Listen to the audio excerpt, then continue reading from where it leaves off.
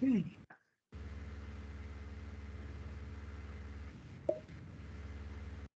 Great. Well, welcome everybody. Still people joining, but we better get going. So my name is Richard Wood. I'm a climate scientist at the Met Office Hadley Centre, and I'll be chairing this meeting today, this webinar on managing risks from climate tipping points. Just a few housekeeping announcements before we get going. First of all, everybody is really welcome, and thank you all for joining. Please feel free to post your questions in the chat and engage in the conversation like that. Please also, of course, help us to create an inclusive and a positive experience and a respectful experience for everybody with your contributions. We ask that you don't post screenshots of the webinar online, but you're very welcome to share general information about your experience here. And you can share. There'll be a recording available after the meeting, and you'll be very welcome to share the link to that recording. So we'll be monitoring, or my colleague Rosie Oakes will be monitoring the Q&A through the webinar. So please feel free to add your questions at any time during the talks, but we'll be taking the questions after we've heard the three speakers in a kind of panel format. So I think that's basically it in terms of housekeeping. So just a sort of a few words of introduction. Now, this topic of climate tipping points can be quite a scary topic. We're talking about big events in the climate system that could fundamentally change the way our climate system is operating. And if these things were to happen, yeah, they could perhaps exacerbate the trends in climate that we're already seeing, or in some cases they could even move the climate trends in a different direction. So it's very easy to see how some big kind of splashy headlines can come from this, and that may not always be helpful in really getting a kind of balanced view of the topic. It's quite scary for scientists too, because a lot of these areas, I think, we'd say, are subject to quite deep scientific uncertainty, and so we're being asked important questions, but we don't necessarily have all the answers in quantitative detail.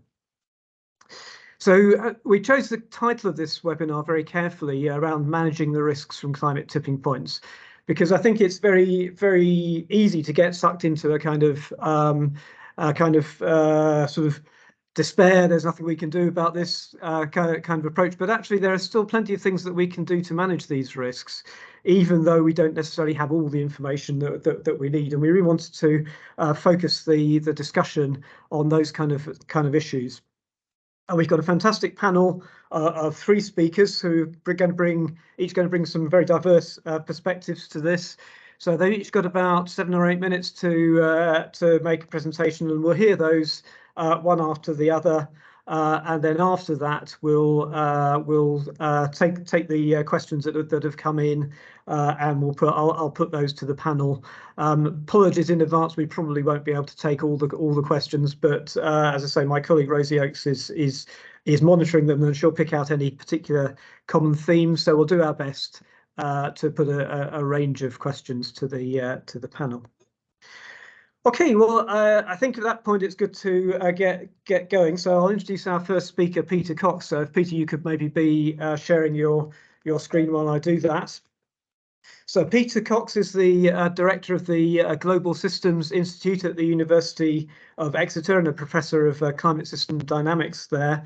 I've known Peter for many years, and he's done a lot of groundbreaking work, particularly on interaction of climate change with the land carbon cycle. But also particularly relevant today, Peter's been a lead author on the 4th, 5th and 6th IPCC assessment reports, and was heavily involved in the text on tipping points in the 6th assessment report. So I really can't think of a better person to give us an introduction to or an overview of the state of climate science on tipping points. So over to you, Peter. You're muted, Peter, still. Sometimes it's for the best. Thank you, Richard, and afternoon, folks.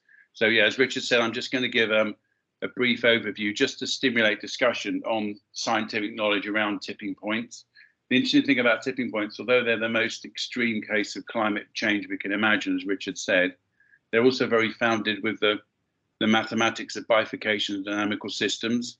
And I come from a maths department. I'm not a mathematician by training, but I benefit a lot from having mathematicians that can just look at this in a mathematical sense, in terms of a system dynamic sense. So I'm going to show you a few slides. The most interesting ones are due to Paul Ritchie. So thank you to Paul Ritchie for putting those together. They're the animations that hopefully will work. I just wanted to start off by summarizing what we mean by a tipping point. So this is from the last IPCC report that Richard already said I was involved in drafting the text for. So tipping point, a critical threshold beyond which a system reorganizes often abruptly and or irreversibly. And the irreversible bit is about the idea that you might end up in a different state altogether. But it's interesting that the use of abruptly really makes this a more general thing. So some of the things that we discuss aren't necessarily two-state systems, but it doesn't really matter as far as their impact's concerned. They're abrupt changes that have significant impacts. And a tipping element in the context of the IPCC report is a component of the Earth system that is susceptible to a tipping point.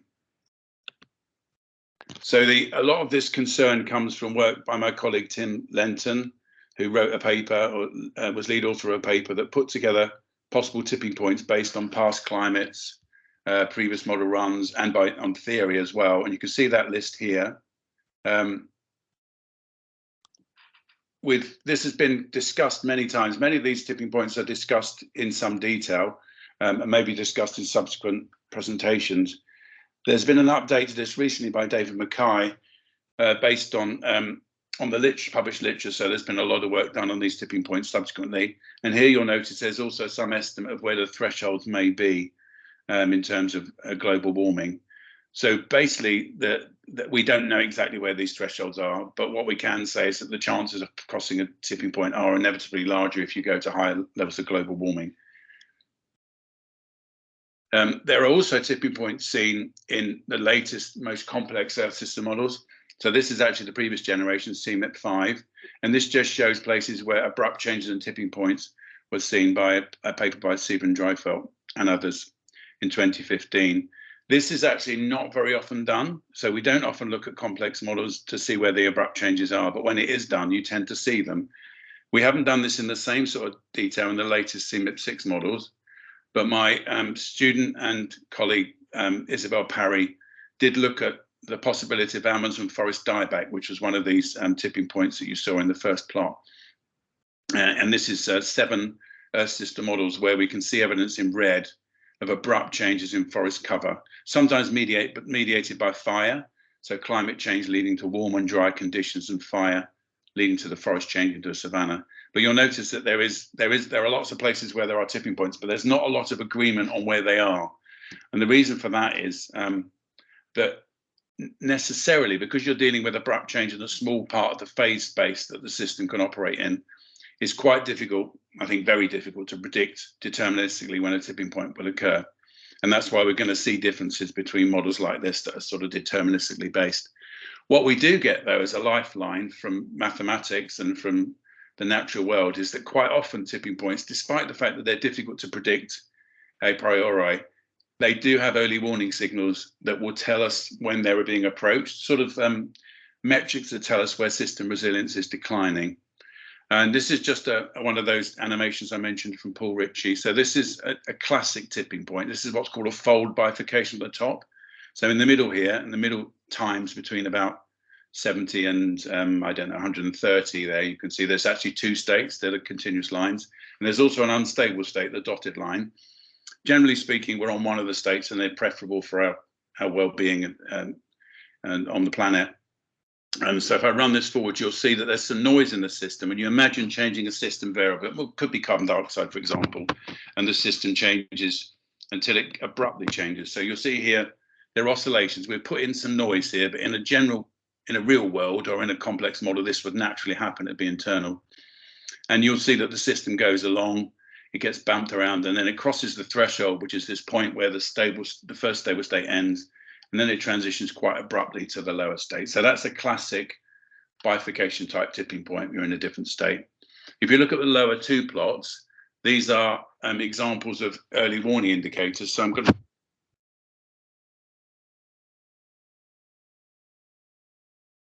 So if you look after a while here, that a grey box comes on and we start to measure the statistics in that box and see how they're changing. And that's what you can see in the second and third plots. The first one of these is basically the memory in that time series. So where that's going up, that means the system is slower to recover. And the second one is how large the oscillations are, the variance. And that means the system is undergoing larger perturbations about its equilibrium state. So basically, both these things, which are collectively called critical slowing down, tell you the system's becoming less stable. Now, that's fine for the sort of case that we normally think about, where you imagine pushing a system over the edge slowly. But actually, we're not in that situation with climate change. We're forcing the system very, very quickly indeed. And so here's a case that Paul put together where you imagine a system has a slower response time. So this could be something less like a forest and maybe more like the thermohaline circulation. And in this case, the oscillations tend to be longer lived because the system's integrating over longer periods. And eventually, when you reach the threshold, you don't immediately transition because the system takes a while to respond. So there's actually a possibility of what we would call safe overshoots of the system. And you might even be able to reverse it from that point if you knew you were over the edge. But if you look at the lower two plots, our early warning indicators don't work at all in this case. So there's no significant trend in autocorrelation and no significant trend in variance. So the flip side of being able to overshoot is that you don't know when you're approaching the tipping point anymore in these systems, at least with these indicators. And a huge challenge for us is to work out what early warning signals would work under these circumstances, which are more appropriate for the climate situation we're in. Okay. 1 minute, Peter. Yeah, I've got it. Yeah, so I'm going to conclude then. So there is evidence of abrupt changes and tipping points in Earth's history. Some classic papers about that. Complex CMIT type Earth system models also show abrupt changes when we look for them. And I gave a couple of examples. They're not routinely looked for, and I think we need to look at them more. So there are some EU projects that will help with this for sure, but more needs to be done. We need to bridge the gap between simple models really and complex models. We see generic early warning signals, so-called EWSs, on the slow approach to a tipping point, like this critical slowing down, and that's very helpful. But a key challenge is to extend our understanding of tipping points and early warning signals to systems that are experiencing a rapidly changing external forcing. And that's like our climate or the economy or pretty much everything you can imagine humans are involved in. Theory and simple models indicate the possibility of safe overshoots, but these common early warning signals don't work under those circumstances, as far as we can tell. You need different signals, which we don't yet have. And under high rates of forcing, although I didn't discuss this in detail, you can also get a new class of rate-dependent tipping points, which occur only because the system is being forced quickly. So there's a lot to understand here, and we'll hear more in a minute. But basically, this bridging the gap between complex models and simpler conceptual models still needs to be done. Thank you, Richard. That's brilliant. Thanks very much, Peter. And I think that shows that both there's some there's some kind of hope for progress, but also some big scientific challenges left to solve. So we'll move straight on to our next speaker, who is Narelle van der Velde, who is a Science and Communications Officer at the World Climate Research Programme, which is based in Geneva with the WMO. So one of Narelle's responsibilities is to coordinate a number of the WCRP's research activities, and I know she's going to tell us about those in her talk. So I won't list them all here. And she's been involved over the last year, especially in a number of activities specifically around tipping points and high impact, low likelihood events.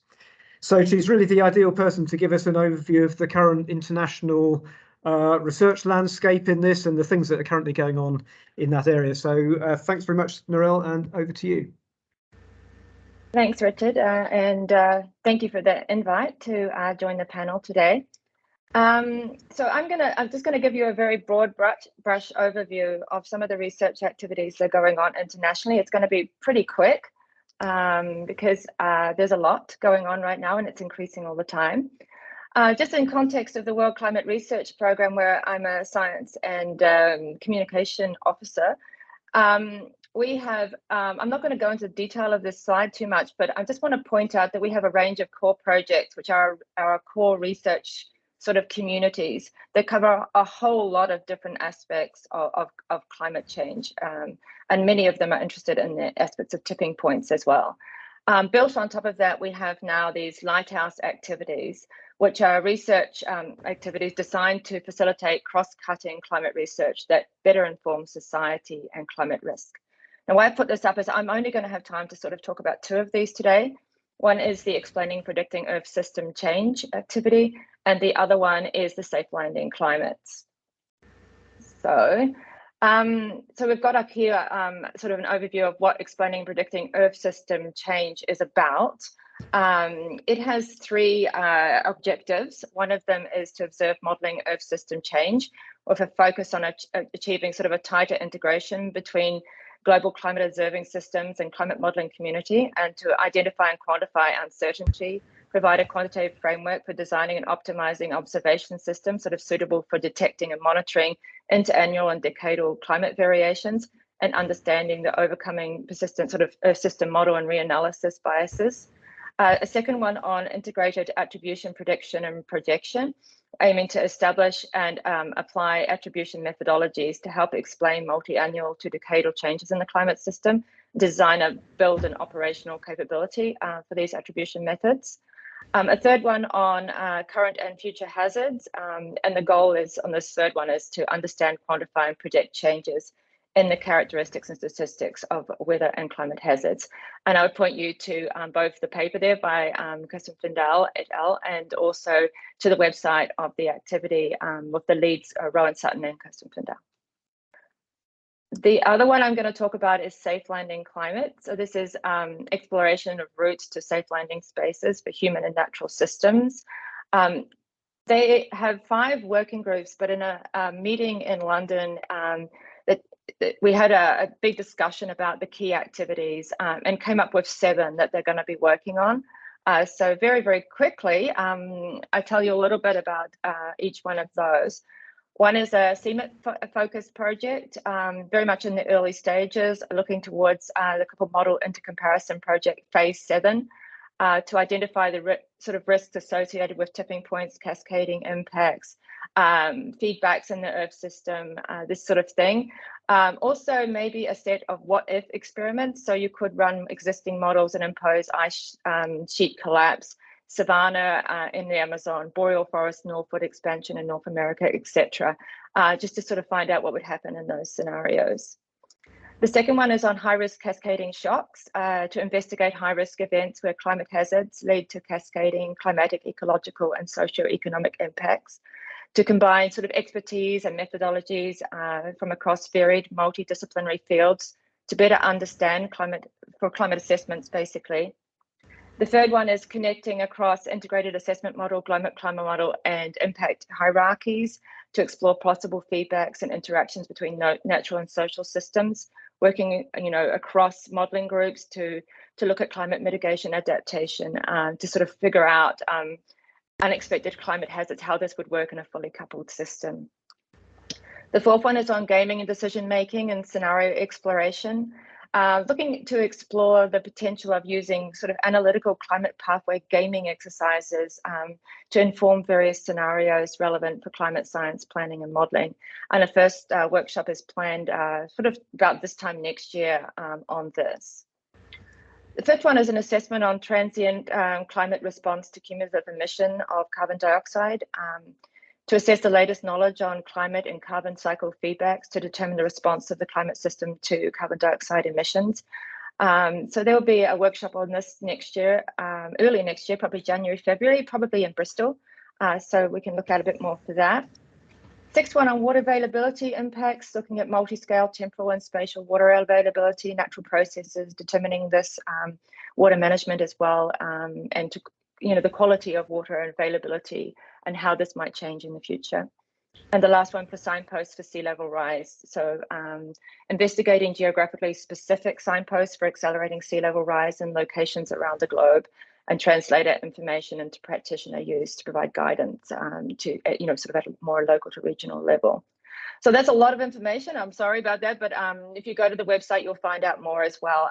And Steve Sherwood and Gabby Hegel are leading this effort, but each one of these groups also has leads that you could also contact. And I will note as well that we have a sort of an affiliate membership for this group, which is open all the time, so anybody can join any of these activities. Just a quick plug for our webinar series that are coming up. We've got one on tipping points discussion. So there's 3 up there that you can join in September and November. And also we have a Safe Landing Climates webinar series too. We've had 2 so far, but we haven't, we're sort of getting some more planned in the pipeline as well. We had, back in October last year, we had a tipping points and understanding Earth observation needs for the TIPMIP model intercomparison project. I'm highlighting this because probably early next year, I hope, we will have a special issue out in surveys and geophysics. And this should tell us a lot on a range of different topics within tipping points, specifically in relation to how Earth observation maybe has, potential for early warning. So again, there's a URL there, and to go there and find out a bit more about what was going on with that workshop and what we can expect from that special issue. The TIPMIP for all, it's the Tipping Point Model Intercomparison Project. This is not a WCRP effort. It comes out of Ricardo Winkelmann's work, Jonathan Dongle, Cyril Liani, and others. I'm highlighting here that the TIPMIP for all, if you're interested in this, they have a webinar on the 9th of October. There's a URL there as well.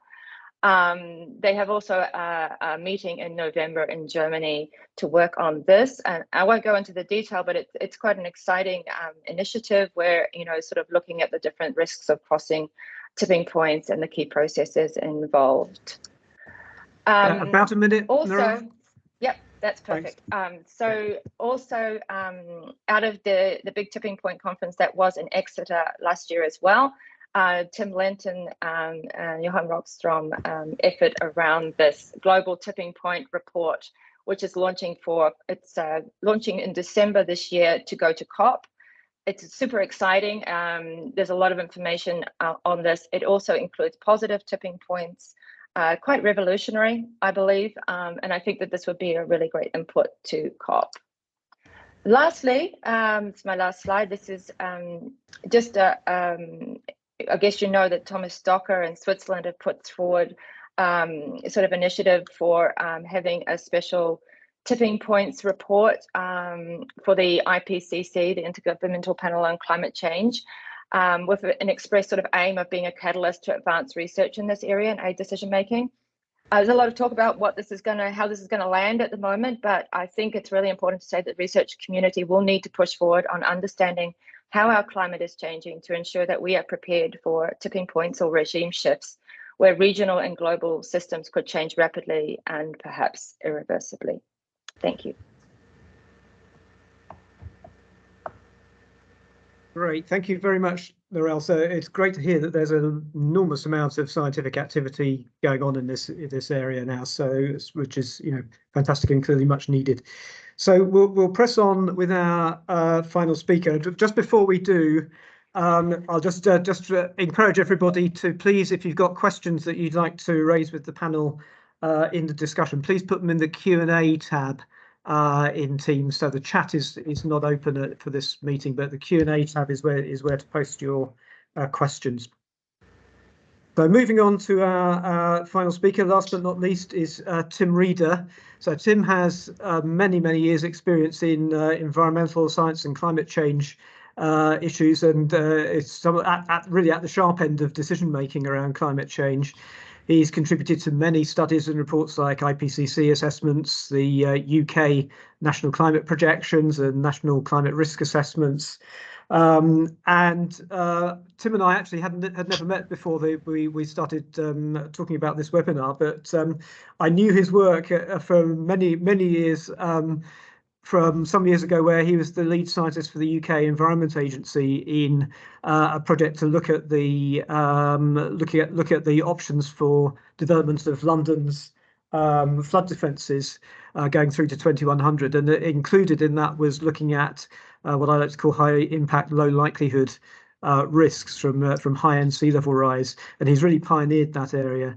Since then, he's continued to work with a number of many colleagues internationally and nationally on climate change adaptation. So he's really the perfect person to give us the sort of adaptation perspective to how we might be able to manage these risks from climate tipping points.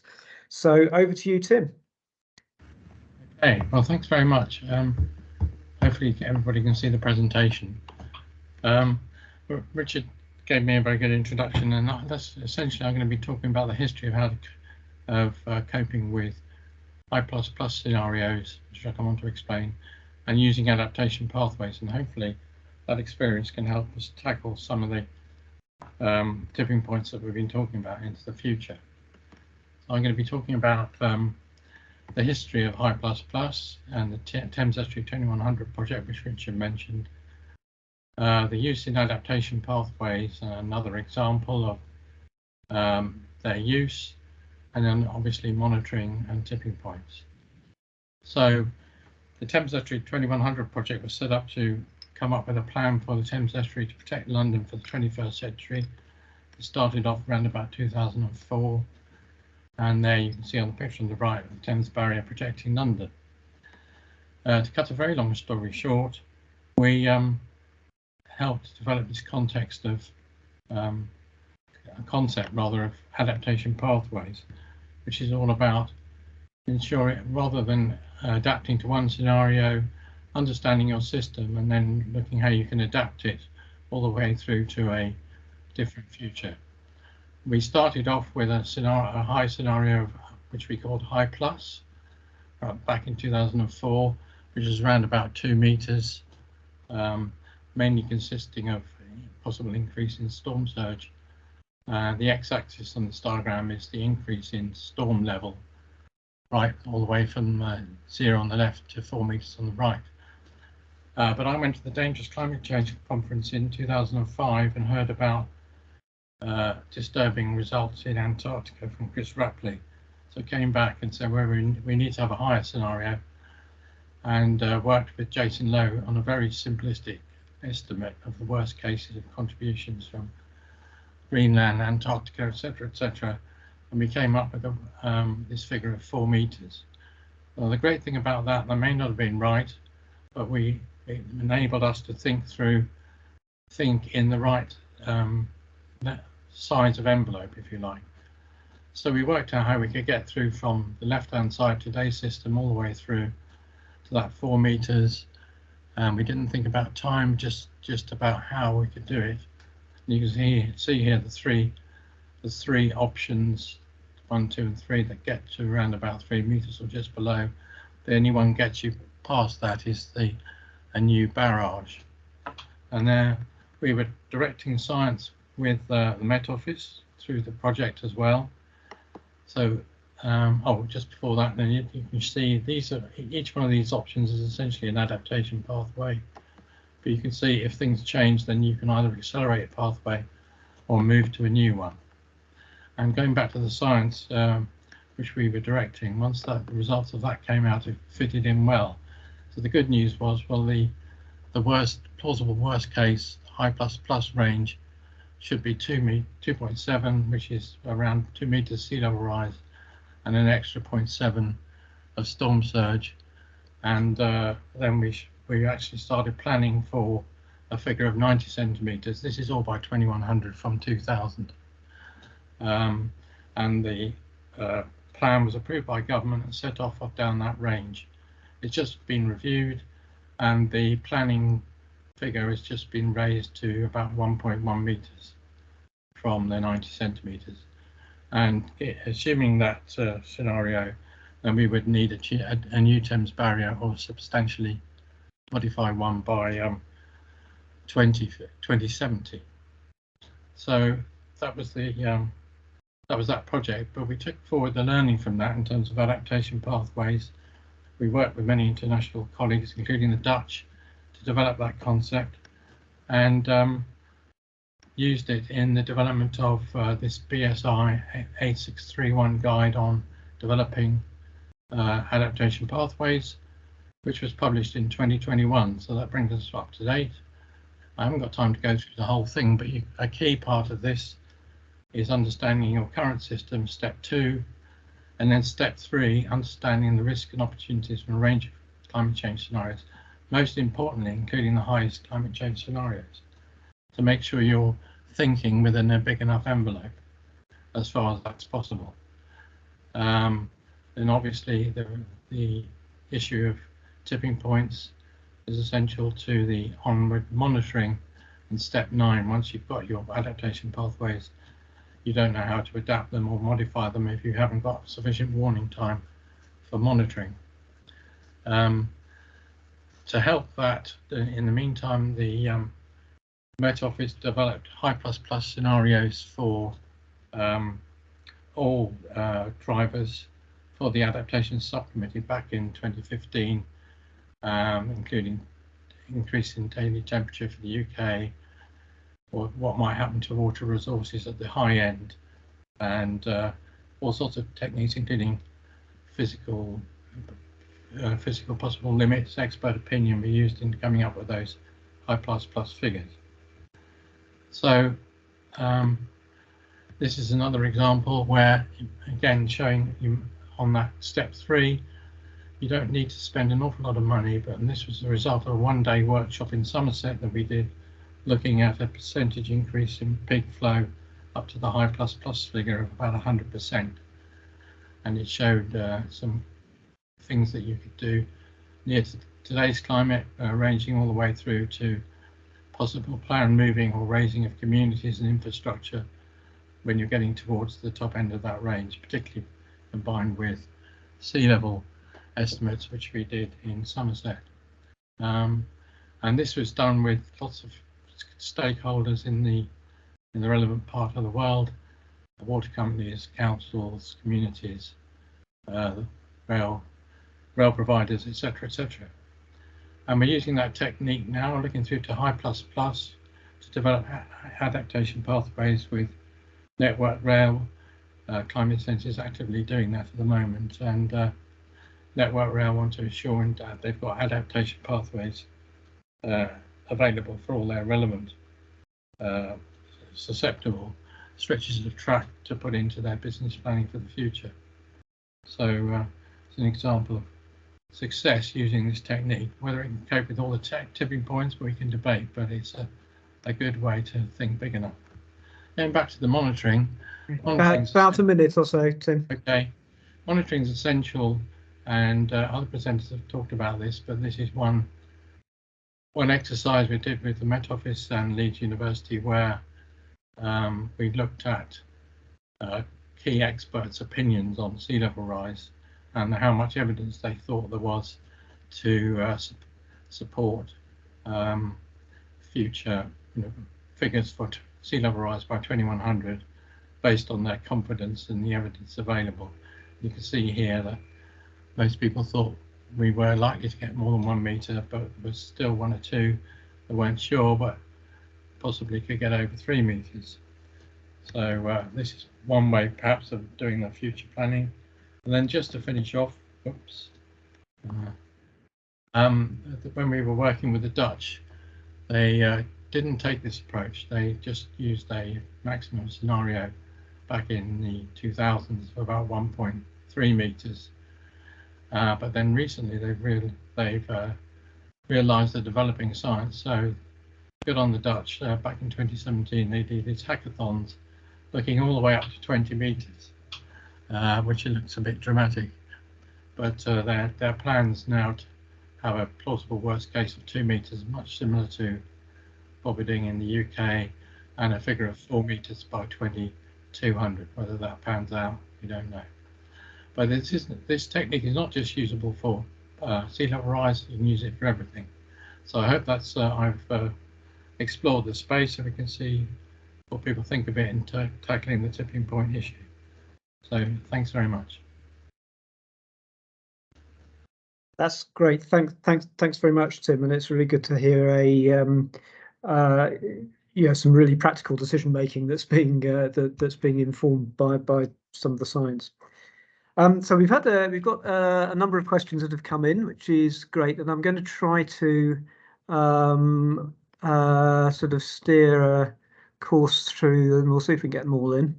I'm just reading the latest ones. So I'm going to start with a question from Philip Churchman, and I'm going to kind of ask each of the panelists maybe to give us a view on this. So Philip asks about how to communicate the issues around tipping points in a way that that adds urgency to action on mitigation and adaptation. And I'll sort of maybe take the chair's prerogative to broaden that a bit. And just bring in this question of rather deep uncertainty, which we have in many of these areas, and I think that's come out in some of the presentations. So, given that in many of the science areas there's still a huge remaining level of uncertainty, how do we communicate the science in a useful way which enables people to take actions? So I'm going to ask maybe all the panelists. I'm going to go in the order of the speakers. So maybe I'll put you on the spot first with that one. Okay, thank you, Richard. I think it's a really tricky one, this, because the framing of the UNFCCC originally in terms of dangerous climate change very much played to the concept of tipping points, and we suspect and we're concerned they exist, but it also gives the impression that there was a point where something, if it's a tipping point, you knew exactly where it was. There's no risk, and there's a lot of risk, and that's not the way it is. I mean, in reality, we don't know exactly where these tipping points are, and we're probably not going to until some of them actually hit us. So I think the way to frame this is actually that tipping points just increase the rate at which risk increases with increasing climate change, and there is no point at which it's game over. So some of the threshold framing of climate change gives the impression that there is a point where it's all over, and that's not true. So one of the difficulties we have now is just to get across the idea that increasing climate change means increasing risk, and that is even more clear when you've got uncertain tipping points. Yeah, thanks, Peter. Narelle, Yeah, I agree. It's not an easy, not an easy question to answer, and it depends on really who your audience are. So you might be communicating differently to the general public than you would be to policymakers, or if you would be to perhaps financial sector, for example, who don't mind uncertainty, but they really want to know what your range is going to be, so that they can make sort of decisions based on that. I think it's we have this sort of, as scientists, we need to be honest and open about uncertainty, but also not make it sound like we don't know what we're talking about. It's two different things. So I think it's a very difficult line, and for the general public, it's more about talking it in terms of things that they might actually understand. Like, so you're gonna have maybe more rain events. It's going to be rain more, heavier, and more often. And maybe that makes more sense to people than to say, you're going to have perhaps, a tipping point, and what that's going to mean for them in terms of climate. So putting it more in realistic terms, I guess. Yeah, thank you. Yeah, and then Tim, obviously from the decision-making perspective, how do we feed information to people who are, I think described as at the sharp end? Well, I would just warn against thinking people get scared off. I mean, my experience of the Thames Estuary 2100 project is interesting. That Ken Livingstone was the mayor at the time, was, I think, keen to examine whether we were thinking big enough, and he sent Charles Secret in from Friends of the Earth to quiz us on what we were doing. I think suspecting we might be just following government guidance and not thinking big enough. And when he discovered what we were doing, he became our biggest advocate. So Ken was saying, we've got to prevent this 4-meter figure. We've got to control climate change. The Environment Agency are doing a great job in preparing for the worst, but hoping for the best. And it all became a good news story. He got behind the project. So, but we have to face up to the scale of possible change that we might be facing, and not try and pretend it's not there.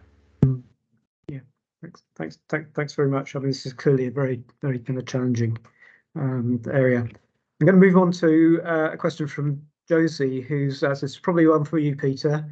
So you mentioned the importance of joining up between the complex and the simple climate models in this area. Maybe could you expand a little bit more about what would be needed to make this happen? Obviously, funding, collaboration, more research. Maybe any specific things that you want to pull out. Josie just walks right into the usual one that you get from an academic: more money, please. but to be more practical, we've got a really wonderful field of dynamical systems theory on bifurcations, and we've got complex models that are wonderful in a different way, but there is quite a big gap between them at the moment. So I think one of the issues we have is just looking at the concept of tipping in a three-dimensional world, the real world, but also in complex models, and especially looking at this issue, which is, what does a tipping point look like when you're forcing a system very rapidly in the way we are? So we're not talking about going slowly over an edge, we're talking about pushing very fast over an edge, and that has all different sorts of different behaviors and different early warning signals. So it feels like we need to bridge the gap between the theoretical side and the complex modeling side, but also to focus on those bits of the world that matter most to humans, and most of them we're affecting very rapidly, and that means that the way tipping points operate is not quite the toy model we have in our minds. And I think there's work to be done there. It's quite difficult to do it because it bridges across disciplines in a way that our funding councils find difficult to fund. Great, thanks, Peter. There's a number of questions that have come in around monitoring and observations and so on. So Amy Dirty asks, how can Earth observation best support identification of early warning signals? And I may push that one to you in a minute, Narelle, because I know you're involved in that activity. Peter mentioned the difficulty to monitor. Is it accessible to monitor if a tipping point is undergoing and we've passed one? So you've probably partly covered that. That's from Ariel Markovich. And from Matthew Winter, because I'll put this one, send this one your direction, Tim. How does long-term planning for, say, global sea level rise change as a result of extreme recent observations? So, for example, if recent observations suggest that our climate models may be underestimating the rates of change, how do we feed that into long-term? How do we feed that into long-term infrastructure planning when there's that great degree of uncertainty? And I think it was Harry Worgan also asked a very similar question. So I'm going to go to Narelle first around the question around Earth observation and how we can how that can really support identification of early warning signals. Yeah, I mean, I'm not going to probably get into too much detail because I'm not directly involved in the Earth observation campaigns. I think from what I've seen lately, from talking to a lot of people, in terms of, the observations, is that we need more comprehensive observations over longer time periods. But we also, at the same time, need to ensure that our observational people are talking and working in an integrated way with our modelers to try and move it forward, to get them into the same room and discuss how you can, work together to ensure that the observations are in a way that can be used in the models and are actually contributing what's needed for the models, where the gaps are. And in addition, I think for the funding agencies to make sure that the observational campaigns, and I'm not just talking about the satellite Earth observations, but also in situ observations that are carried out that in a kind of comprehensive way. We know that a lot of areas in the world, they just don't have the right amount of data, and so that there is these gaps, and they contribute issues right the way down the line. The other thing, which is not at all related to this question, but I heard it in your wider sort of discussion there, was the need, I've heard in multiple meetings lately, for more model development. And I think that could be together with observations, and maybe a little bit more consultative than it has been in the past, getting the theorists and the model developers and the observationalists to all work together. So, I mean, it doesn't exactly answer your question in terms of the Earth observation, but I think this is kind of along the same track of what we need. Yeah, thanks very much. I think it's sort of this kind of integrating the different strands of the science is going to be really important. Thanks. I think that probably leads on actually to Ariel's question a little bit. So, so this is for Peter. So basically, the question is you mentioned the difficulty of monitoring early warning signals, and you showed examples where the climate change is happening at the kind of same rate as the dynamics of the tipping, and that critical slowing down doesn't necessarily work. So to paraphrase Ariel's question, what do you think are the prospects to develop early warning signals in that kind of much more sort of challenging environment where everything's changing on the same time scale? Yeah, I think it's a really good question. It's something we're working on. So until recently, we didn't think there was much of a time when you would be over the threshold and not tipped, but actually in strongly forced systems you are. So it would be very useful to know when you're over the edge, you know, like being a cartoon character over the edge and not knowing you're there. And we don't yet have reliable metrics for that.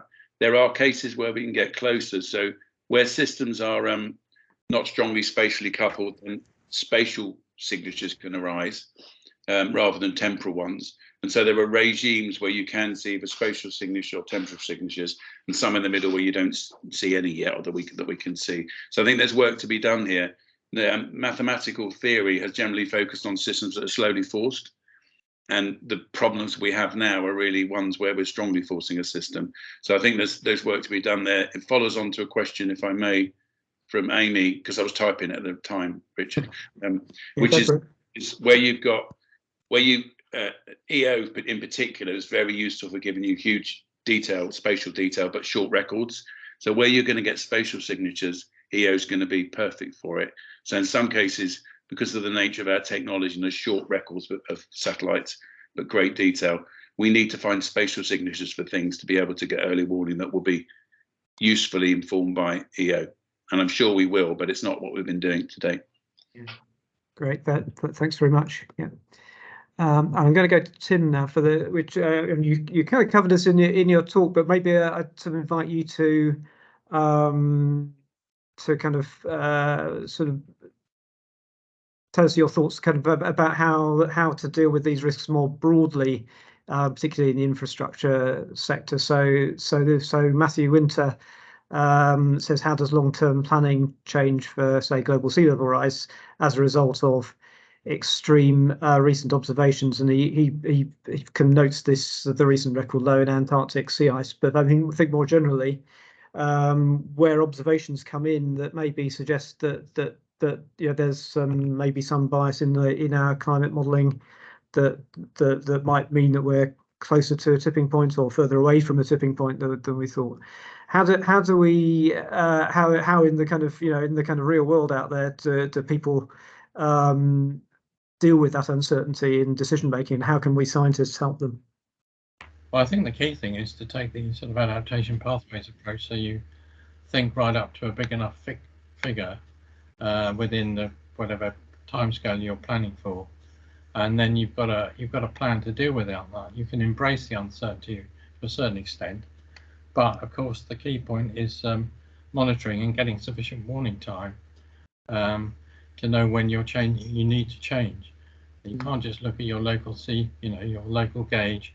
You need to tie that into global observations, what we've been talking about, Earth observation systems, and that's where we need to be much more quicker. And I think when Narelle mentioned this, and maybe the concept I talked about, where we have say a panel of experts that meet every so often and say, well, what do you think? And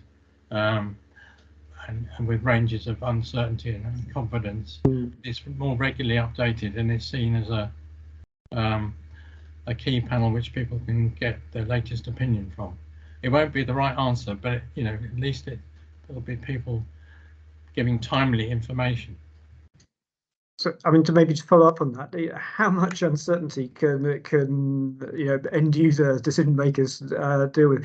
I'm thinking of so recently there's a paper on AMOP collapse, which suggested that it was much more likely than was concluded by the IPCC AR6. I mean, almost an opposite conclusion. And that just reflects some of the deep uncertainty. Let's not get into the sort of details of that paper, but that reflects, I think, some of the deep uncertainty that we have in these areas. Can decision makers deal with that, do you think? Well, as I said, when we started off T2100, we tried to cope with that and came up with this figure of 4 4 meters, which was the worst case of an estimate from each contribution by the end of the century. It's very difficult to do, but that you know, that's, I think what we need to do is try and keep a handle on that, and our best handle on how fast we may be approaching it, so that we can adjust our planning.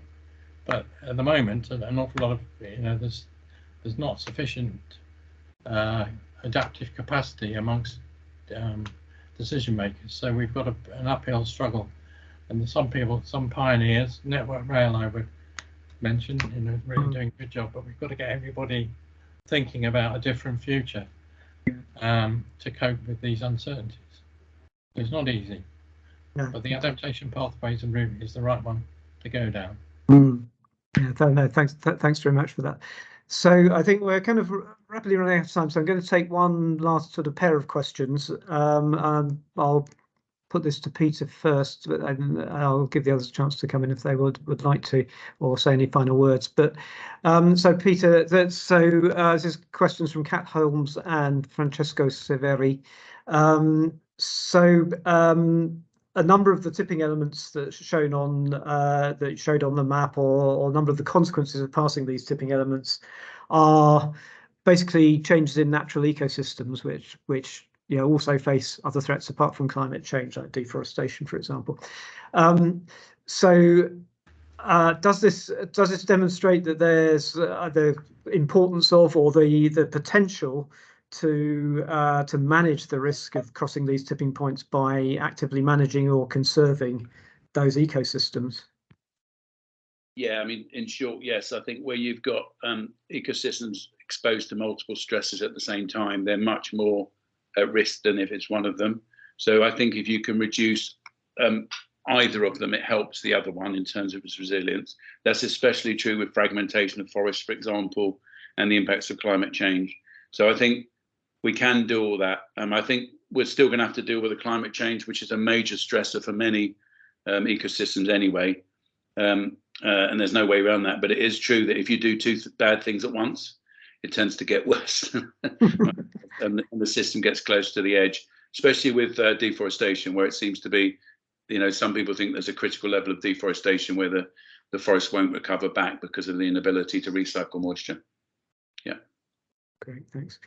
Great. Well, thank you all very much. We're sort of rapidly running out of time, so I think I'm going to wrap up here. So, first of all, many thanks to our three speakers and panelists for joining us today, and they've all given us some very different perspectives and some really interesting kind of food for thought on this topic.